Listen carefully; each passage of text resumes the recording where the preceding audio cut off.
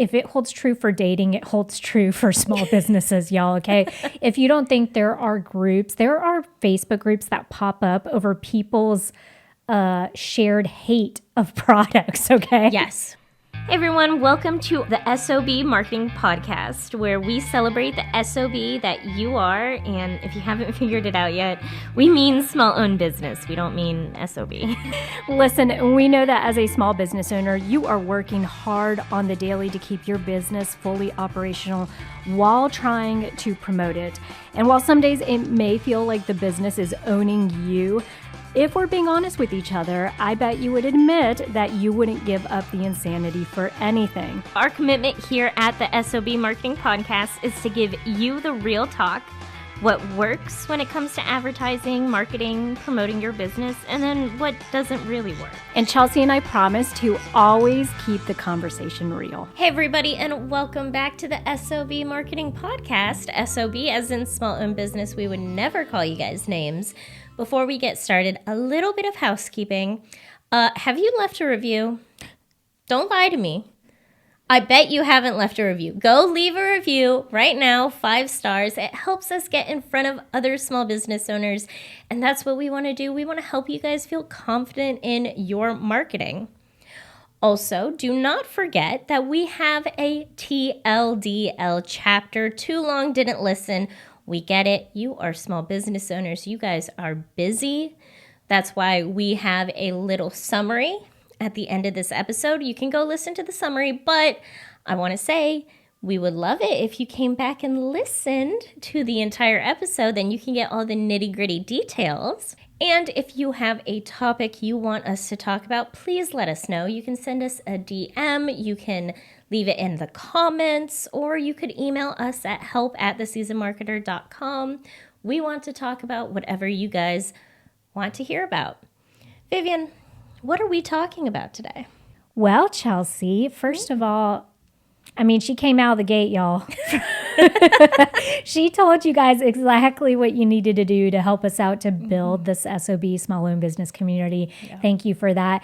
But today's topic, we are actually talking about brand reputation. Okay. The elusive brand reputation. If you guys are sitting there thinking, I know what it is, but it's kind of like nailing Jell-O to a wall. Like, I don't exactly know how to go about approaching it. This topic, this discussion today is going to be extremely useful because we're going to review a couple things, why it's important. We're also going to be talking about how to manage it. And then, we're just going to have an overall discussion that I think addresses a lot of this woo-woo stuff that's out there that we're like, what? Exactly.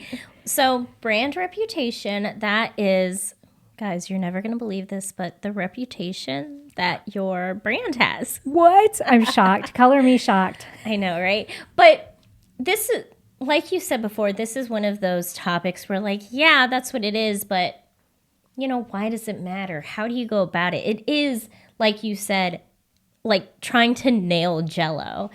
It can be really confusing, but I have 5 reasons why your brand reputation is important, okay? And the first one, and the one that I find the most important, but that's just my opinion, is going to be trust and credibility. If you have a bad brand reputation, people are not going to purchase anything from you. If you have a good brand reputation, people are more likely to feel comfortable with you. They're going to trust you. You're going to be a credible business. Credible. Yes, I said that correctly. Okay. She corrected herself. Well, and to that point, though, let's go ahead and just because this is a marketing podcast and we understand that. Marketing and advertising plays into this brand reputation so much because it's kind of this two-way street. Yeah. If you do your marketing and advertising correctly, then I think your brand reputation plays into it, but it's going to be you have to do a lot less convincing. Yes. Okay. So it's not, it makes it a little easier to approach and to do your marketing and advertising. The other way too, though, is if you have a bad brand reputation, it's going to negate what you're doing on the marketing and advertising side. Yeah. And so that's why we think that this discussion is so important to your overall marketing strategy as a small business owner, because we don't want y'all throwing money away. I mean, if you want to throw money away, go ahead and send it to us, P.O. Box 785. I will gladly take it. But let me introduce you guys, because Chelsea, she's going to do the eye roll here. She already knows I like me a good analogy. And I think this analogy is going to pair well with the, factors or the bullet points that she's about to walk through. Number one, she already walked through one of them, which is, it's builds trust and credibility. If you single ladies out there are dating, you may know about this Facebook group. There are actually closed Facebook groups. I think they do it by regions in the country. There's one in the Southeast, and it's called the sole purpose of this. And I'm married, you guys, happily married. So I was not in there. I was doing some PI work, okay? For a friend. So the interesting thing is the purpose of these groups, and they have a ton of women that are engaged in it, is basically just to, you post a picture of the guy you're dating, and then it's like, okay, if it's a red flag, you're alerting other women like, hey, this guy is a cheater, or he's a pathological liar, or he's not exactly, up to par. Yeah. You see a lot of women that are unfortunately married and their husbands are stepping out on them. And so they're posting on there and they're like, hey, if you're dating this guy, he's married with 3 kids. Oh, God. Okay. Yeah. So very scandalous. But that to me is equal to brand reputation for a business, in the sense that if I'm a man that's out here dating, the last thing I want is to have my face appear in one of these Facebook groups because it ruins my dating reputation. And everybody is going to be like, I'm not coming near that guy with a 10-foot pole, because he's known to be a liar. He's known to be X, Y, and Z. It's the same thing when we talk about your small business reputation. And so, Chelsea, using this analogy, you don't get trust and credibility once your brand reputation's in the the tank. Toilet. Yeah, in the toilet, right? Yeah. Like once people are like stomping all over your business name. And so which is what is going to tee up later on, and we're going to go over, how you can just help manage a lot of that. But I think that's a very good reason as to why it's important. It's probably the most important reason. Yeah. Credibility and trust. Absolutely. Well, because credibility and trust, if they don't have that, then they're not going to purchase from you. So your brand reputation is going to influence purchasing decisions. A good reputation means people are willing to buy from you. Bad reputation means, oh, I'm definitely not going to date this guy. He's a cheater. Yeah, exactly. Well, and I think that's if we think that in today's day and age, the same, if it holds true for dating, it holds true for small businesses, y'all, okay? If you don't think there are Facebook groups that pop up over people's shared hate of products, okay? Yes. Or brands. Yeah. Like I think, what was that scandalous brand? Not the pants. It's not Lululemon's. It was, it was the one that everybody sold, the dresses and the... It wasn't Lululemon's? No. LuLaRoe? Did I not say that right? I don't think you... I think you added one too many Lulus. Oh, so LuLaRoe. That sounds wrong too. I think everyone knows what we're talking about, maybe. But the really bad leggings, that's what we're talking about. Okay. Not Lululemon.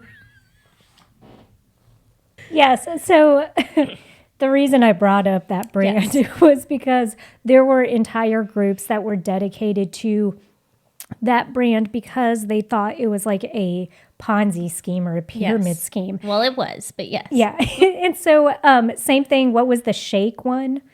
Shakeology? No, Herbalife.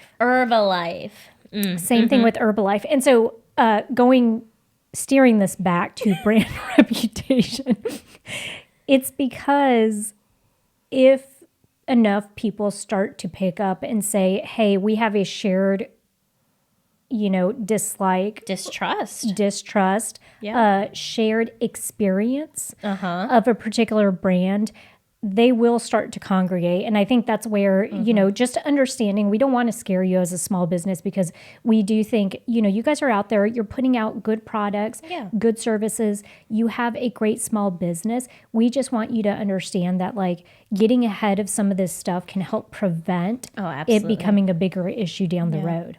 Yeah, as long as you don't have a Ponzi scheme. Yeah. If you have a pyramid scheme, probably don't promote it. Yes, absolutely. Vivian, let's go back to the cheaters and relationships, because I want to talk about your analogy that Google is a matchmaker. Brand reputation affects your SEO, and I know you guys are forgetting about that, but Google's algorithm does take into account your brand reputation. And it makes sense because Google is a matchmaker. They want to get the best businesses in front of you. If your business has a bad brand reputation, they're not going to show it to anyone. Yeah, and I'm so glad that you are touching on this, because you guys, there are two sets of realities nowadays. And let's just be honest, there is the real life in-person reality. Yeah. I'm sitting here next to my baby sister. And then there's the online reality. And I think that's something we as small business owners have to accept. We're not going back, y'all. It's 2025. I'm sorry. Google has been here how many years now? It's here to stay. So is social media. Yeah. And that means that even though you may have a stellar brand reputation in person, let's say you're a restaurant, maybe your Yelp reviews suck. Maybe your Google reviews suck. And then that therefore is feeding into the search engine optimization, the SEO that Chelsea's talking about. And so even though in reality you have a great reputation and people love your restaurant, what is showing online is not matching. Hate it. Yeah. Is not matching. And so then the only thing Google can do, because it is a matchmaker for the person that's using Google, it's going to say, oh, you want, a pizza place to go to? I'm going to put this one on page 3 of Google search results. Exactly. I have another example. So I have a wedding that I'm going to in May. So I'm looking for wedding guest dresses. And, Google is going to show me all the reputable businesses first before they show me any of these shady businesses that I know you know what I'm talking about. Y'all, I know you know what I'm talking about. You always see the ads for them. Yes. You always see the ads for these websites where you're like, that's too good to be true. That's got to be like a shady business from China. Like, you don't trust it. You always see it as an ad. You never see it in the wild, correct? Yeah, you never see it as an organic search result. Because Google's not going to show that to you. Yeah, probably LaRue is on there. Well, so Chelsea, so love that you talked about organic searches, also how brand reputation, online brand reputation specifically, is going to play into where you get listed, all of that. If you guys are new to this podcast, we actually just did a couple episodes ago a whole thing on SEO in 2025 and how Google is changing stuff. Go give that episode a listen, just because I do think it's super valuable. There are things that are going to be changing here in the next year or two. And so you want to be sure that as a small business owner, you stay ahead of that. Absolutely. Okay, so my next why it's important bullet point is going to be brand loyalty. Okay, if you have a good brand reputation, which means people had good experiences with your brand, that means they're going to purchase from you again. Or at least they're more likely to consider your business again.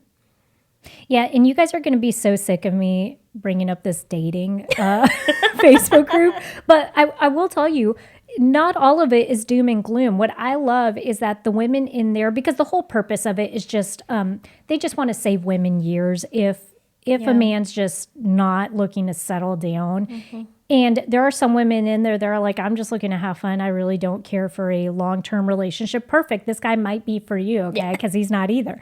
But there are times where you'll see a photo posted of a gentleman, and all of the comments are going to be super great. Like they're like, he was very respectful. I went on a couple dates with him. We just didn't jive.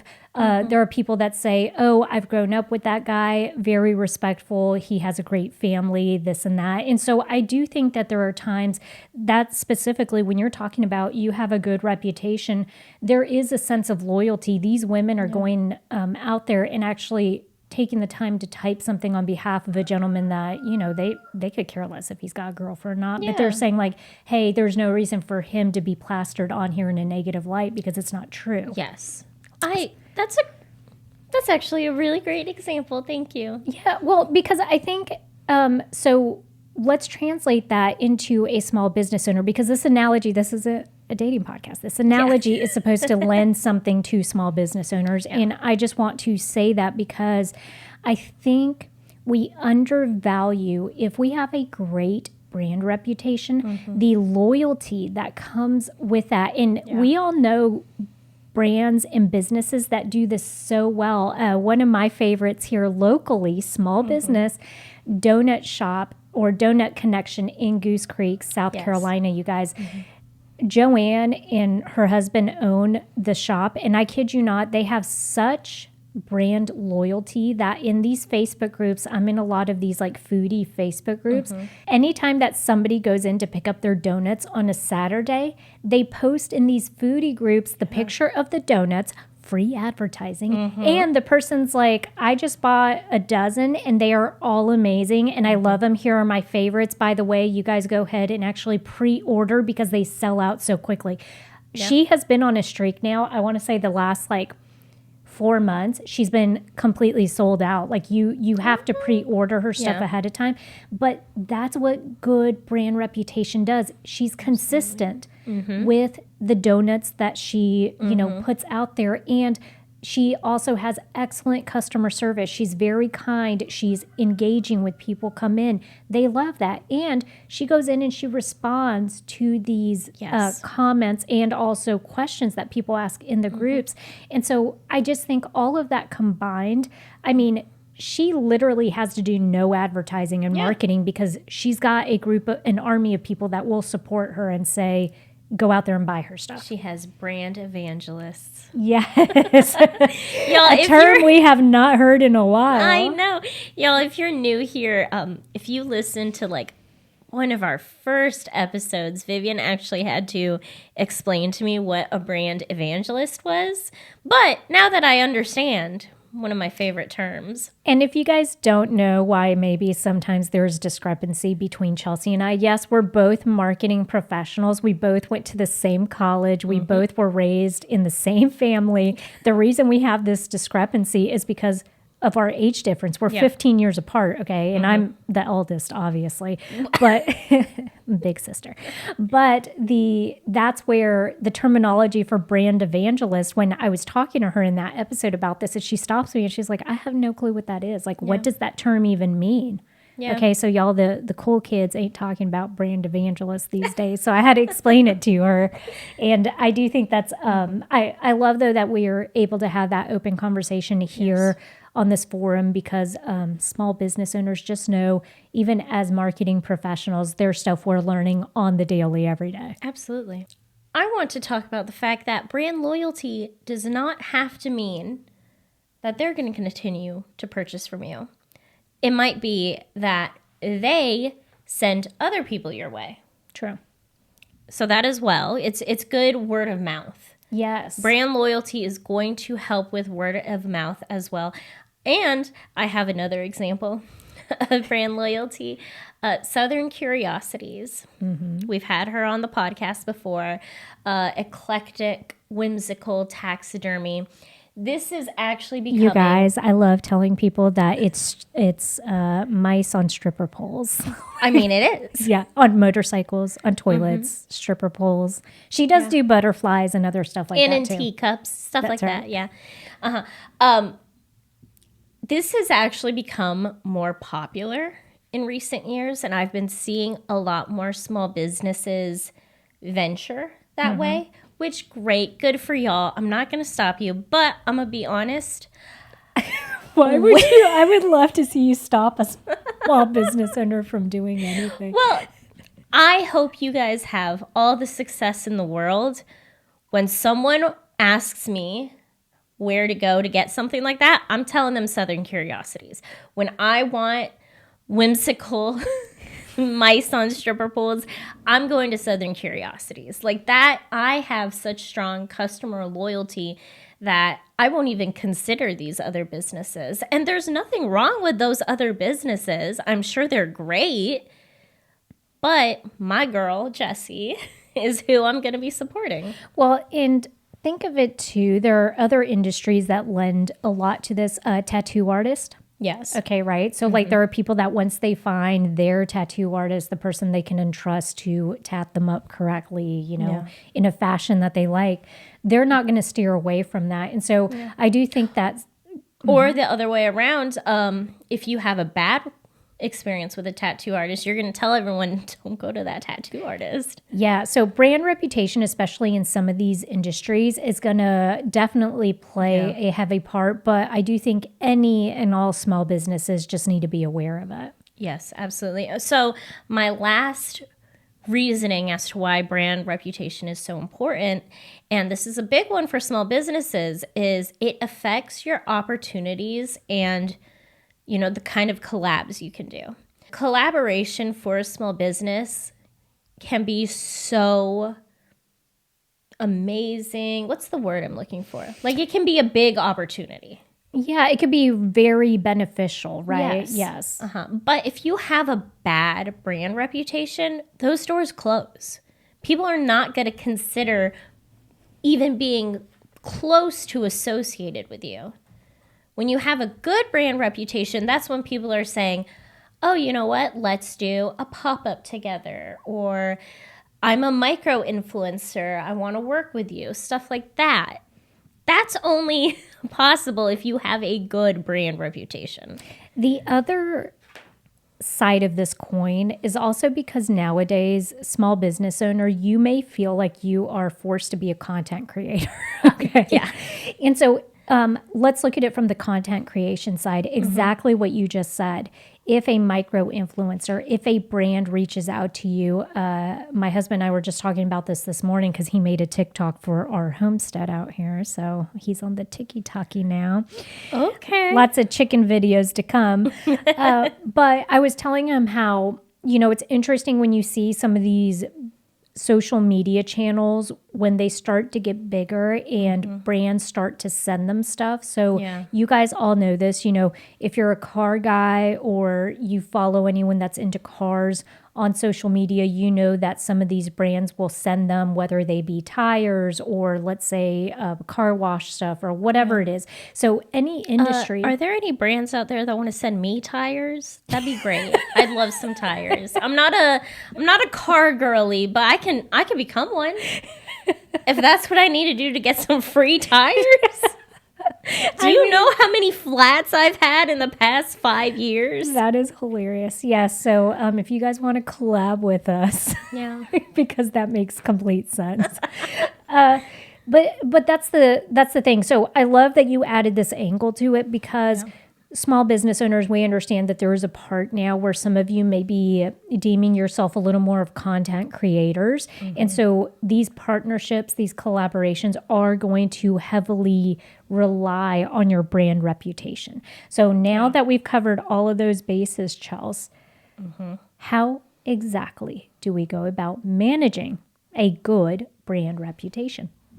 It's all about being in the know. You got to actually know what's going on out there, y'all. A lot of small businesses, and I'm not telling you you're wrong. Okay. I want to say that first. You're not wrong, but you don't have to Google yourself like every week. That's a lot of work. It's perfectly understandable to Google yourself maybe like once a quarter, as long as you have Google Alerts set up. And that's really the thing that is going to help you keep a pulse on your brand reputation is Google Alerts. So basically, Google lets you put in a key phrase, a word, a name, and you can set it up so that Google will email you anytime that keyword or phrase is mentioned online. Anytime.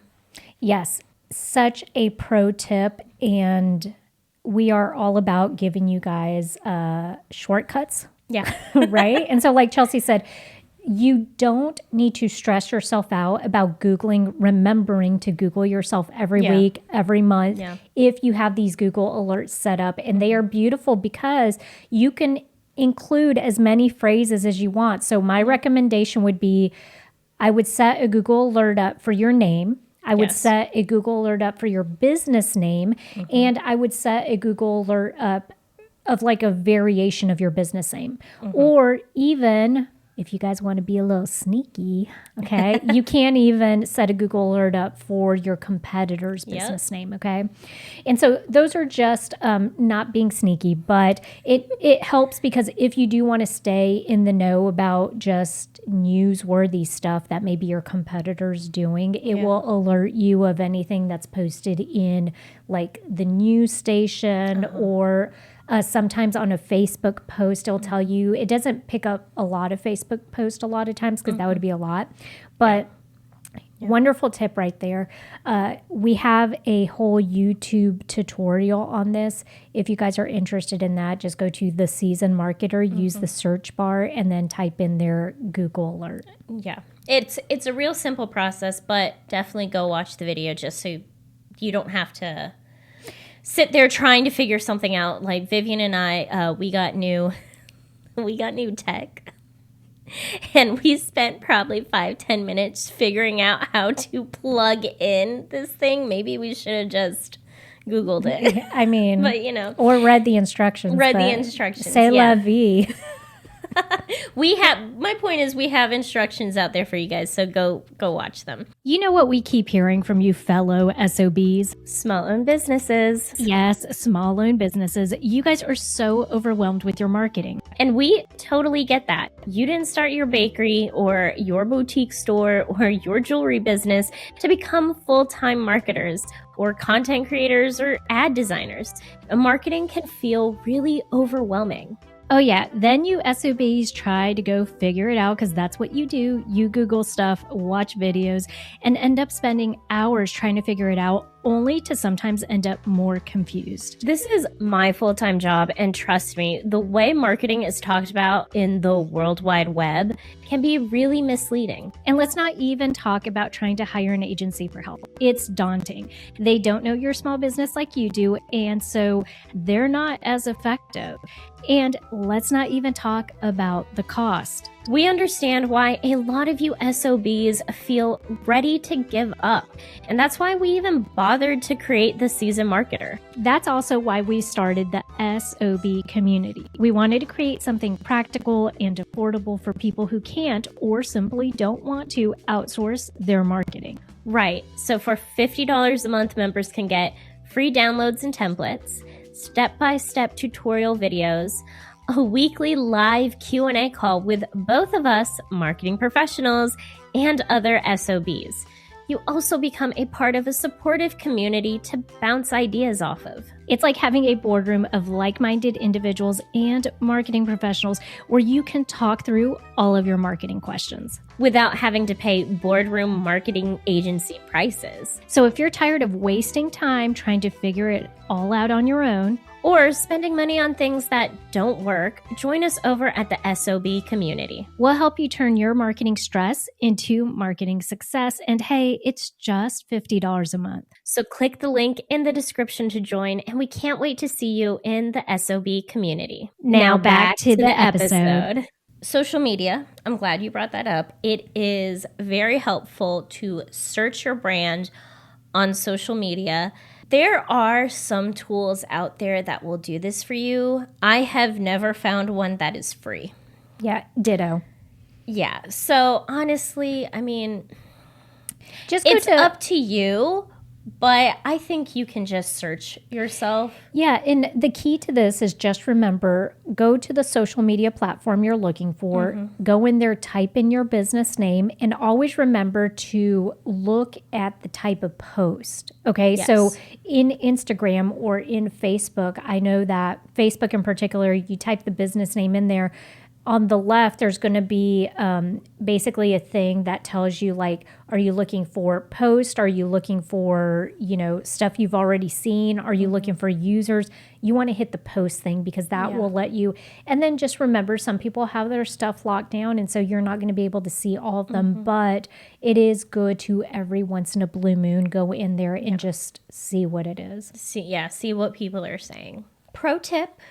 A new pro tip, we're moving on. We're going to talk about reviews. Y'all, please respond to all of your reviews, even if it's a negative one. If anything, when you get a bad review, that's a chance for you to show how you respond to criticism.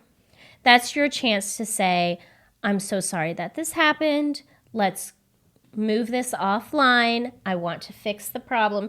Sometimes people actually, if you fix their problem well enough, they'll remove the bad review, or they'll even change it to a good review based off of how you responded and how you interacted with them. I think that's a really great point, because people, I think, are not wanting you to be perfect. I think everybody understands that, right? Yeah. We give small business owners, we give small businesses a little grace. We understand it's not always going to be perfect. And actually, if something negative has happened, but I have a really good experience with the way that the business handled it, it's going to do more in my eyes than if I had just had an original good experience there. And so I think it's great for recovery. You can recover that relationship. You can show them that you're stepping up, that you're doing the right thing. And then also, it's great for training opportunities, you guys. Yeah. I hate to tell you, I've been working a long ass time. And let me just tell you that the hardest thing to do as an employee is to figure out how to deal with uncomfortable situations. Yeah.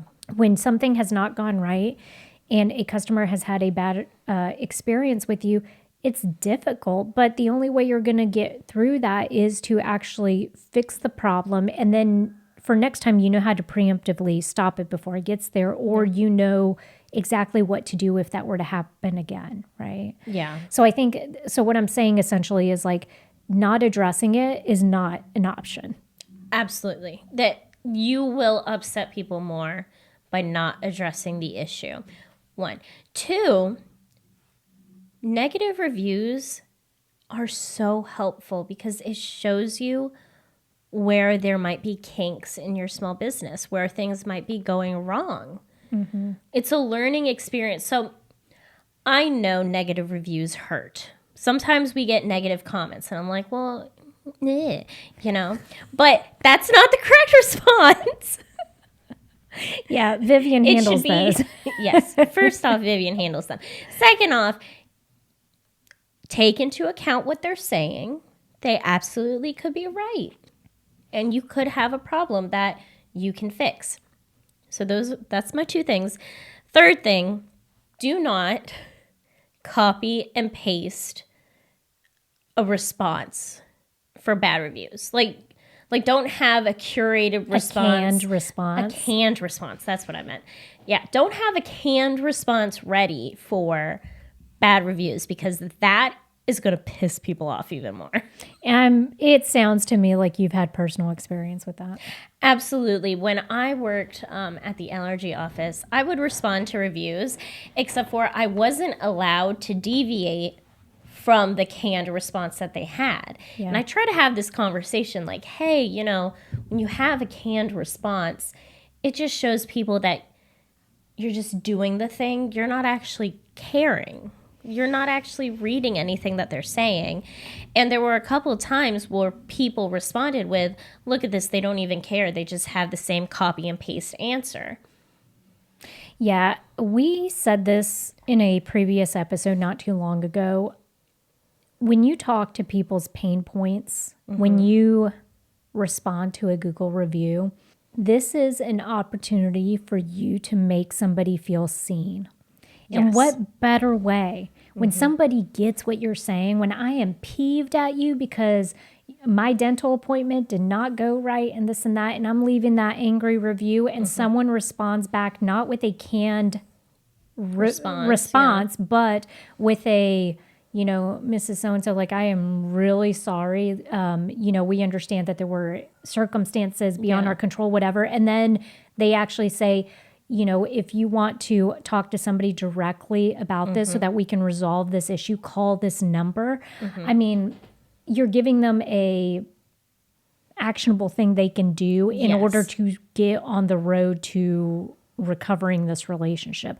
But it makes them feel seen. I have aired my grievances. You guys actually give a damn.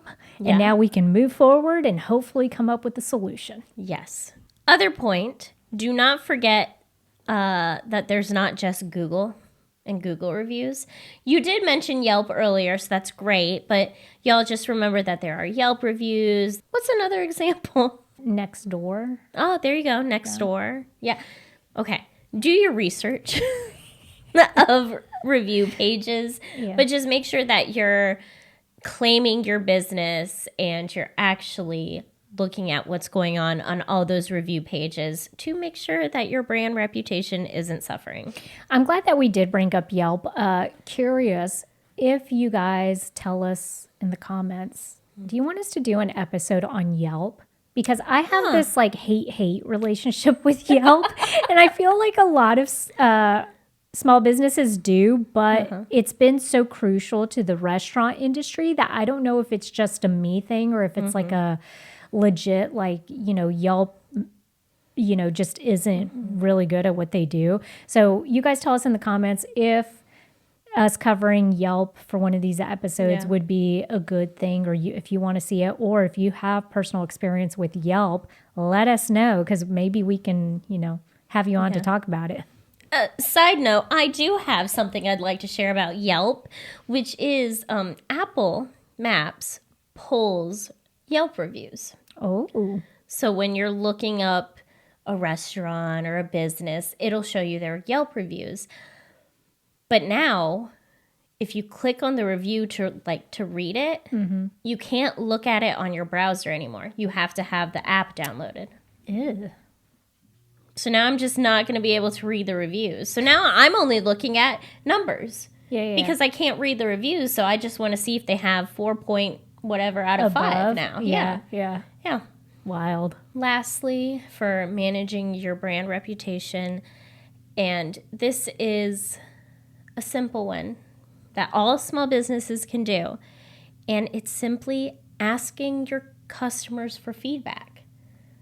Ask people if they are having a good experience with your small business. Do they like your brand or not? Even having a short survey after someone checks out can really help you make sure that things aren't going wrong and your brand is not taking a hit when it comes to reputation. And it's 2025, you guys. You can automate this stuff. It has never been easier to do this, okay? So 2 things. You can automate an email to get sent, depending on what platform you're using. If you have a point of service, like, platform that you're using in store, you could probably set something up automated. The other thing is don't sleep on SMS.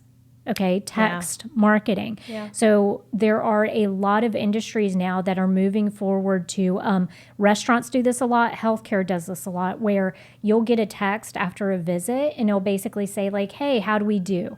Right? Click the link, and then basically it prompts you through 5 questions, and it's really easy. You could do it on the phone. Something like that, make it easy, less cumbersome, and you're collecting data points, and then that way you have an opportunity to have your finger on the pulse of what your brand reputation is. Yeah. Which leads me, Chelsea, to data. Oh, okay. Okay. So we love data. Yes, we do love data, but we've also talked about how this is kind of like a pie in the sky thing. And so Chelsea just walked you through why it's important. And also we talked about, how you could go about just keeping up with it. At the end of the day, There are 3 key things that I think you can do to see or gauge where your brand reputation is. So if you want to start to gauge where your brand reputation is, ask yourself these 3 things. Number 1, brand awareness. How many people know about you? Yeah. All right. Because brand awareness is going to be an indicator of whether or not you have brand reputation. Remember, I gave you that example earlier of that donut shop here in Goose Creek, South Carolina. Lots of people know about her, right? She can easily go on Facebook and see where people are talking about her small business. That leads you to believe that the brand reputation is going to be on the good side because so many people are talking about it, right? Now, I know in extreme cases, the opposite can be true, right? Yeah. So many people can be talking about it, but if we're not talking about being notorious around here, okay? We don't want you to be notorious. So ask yourself, how many people know about my small business? The other one is brand perception. What do people think about my small business? And you guys are going to hate me for this, but perception is reality when it comes to marketing, you guys. All right. I know that's not fair in all cases. However, in the eye of the customer beholder or potential customer, they are telling you what their experiences and what their overall data and information that they have accrued over time is telling them about your small business. That serves as something. You have to pay attention to that. So brand perception, what do people think about your small business? And the last one's going to be brand loyalty. Do people become advocates for your small business? If they come in and they buy from you 1 or 2 times, do they typically talk about you to other customers? Donut Connection here has got that down pat. Okay. Like literally they're not asking people to post about this. They're not paying people to do it. They're not telling people like, hey, let your friends know about us. People just want to say, hey, I got the coveted donuts that are absolutely delicious, right? They're bragging about it. So are people becoming brand advocates for your small business, or i.e. brand evangelist? Yes. Well, Vivian, do you think we're ready for the TLDL? I think so. Okay, so if you have skipped ahead to this chapter, make sure later on when you have time that you listen to this entire conversation. But today we talked about brand reputation, what it is, why it's important, and how to manage a good brand reputation. So real quick, why it's important: trust, credibility, influences purchasing decisions. It affects your SEO. It affects your brand loyalty. And it affects the opportunities and collab opportunities that you have as a small business. There are many ways to manage a good brand reputation. You want to make sure you have Google Alerts set up.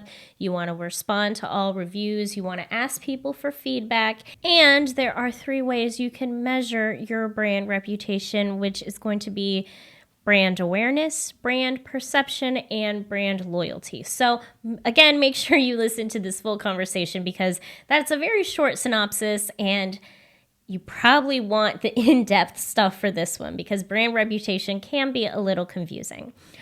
Also want to say thank you so much for listening. Now that you've listened all the way to the end, make sure you go and leave us a review. 5 stars, so we will only accept 5 stars, nothing less. And if you have a topic you want us to talk about, make sure you email us at help@theseasonmarketer.com, or you leave a comment, or you send us a DM. And make sure you go be the best SOB you can be.